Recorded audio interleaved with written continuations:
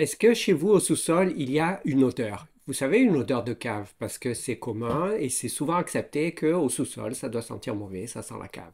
Bonjour, je suis Frédéric Corby, courtier immobilier avec l'agence Groupe Sutton. Je vous explique tout sur les odeurs au sous-sol et pourquoi ce n'est pas supposé.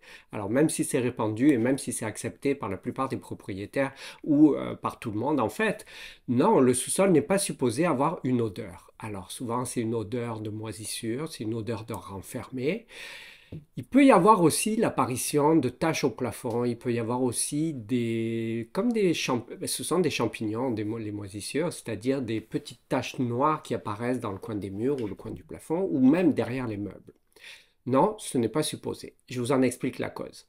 Il y a en fait deux causes, dont une principale et une un peu moins répandue. L'odeur au sous-sol provient de l'humidité qui, rentre dans la propriété, dans la maison, par les fondations ou n'en ressort pas par un manque de ventilation. Alors pour ce qui est des fondations, il faut savoir que c'est commun qu'il y ait des fissures et des craques.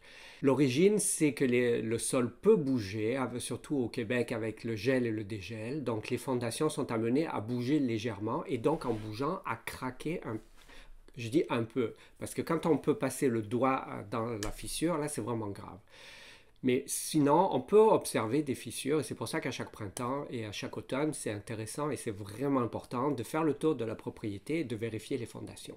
Alors une fissure, ça va être une légère fente qu'on va trouver habituellement de haut vers le bas, mais pas verticalement, mais pas horizontalement. Donc ces fissures peuvent être réparées et je vous encourage à me contacter pour avoir des coordonnées de réparateurs de béton et de fissures. Le problème d'une fissure, ce n'est pas esthétique, c'est parce qu'avec le gel et le dégel, c'est-à-dire l'eau de pluie qui va rentrer dans la fissure, là-dessus vient le gel, ça va écarter légèrement la fondation et permettre à l'eau, au moment du dégel ou des fortes pluies, ou même la fonte des neiges, de rentrer à l'intérieur et souvent ça va être derrière le gypse. Ce n'est pas supposé parce qu'on veut que les fondations soient étanches. Donc je vous encourage vivement à les faire réparer si besoin. Ensuite, une fois à l'intérieur de la propriété, une fois dans le sous-sol, c'est important que l'eau puisse repartir. Alors l'eau elle peut venir de la condensation, ça peut venir d'un taux d'humidité trop élevé comme les étés au Québec où l'air est très humide.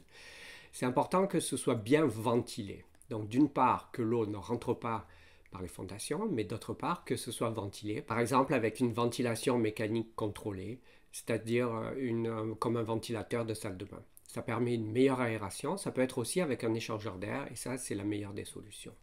Donc en évitant que l'eau rentre par les fondations et en permettant une meilleure ventilation de la pièce au sous-sol, on n'a pas cette odeur d'humidité, on n'a pas cette odeur de cave. Alors non, n'acceptez pas qu'il y ait une odeur dans le sous-sol et faites en sorte que vos fondations soient saines et que le sous-sol soit bien ventilé. Si vous avez besoin de plus d'informations, je vous invite à me contacter et pourquoi pas que je vienne vérifier avec vous l'état de vos fondations ou trouver l'origine du problème. Je suis Frédéric Corby, courtier immobilier avec l'agence Groupe Sutton.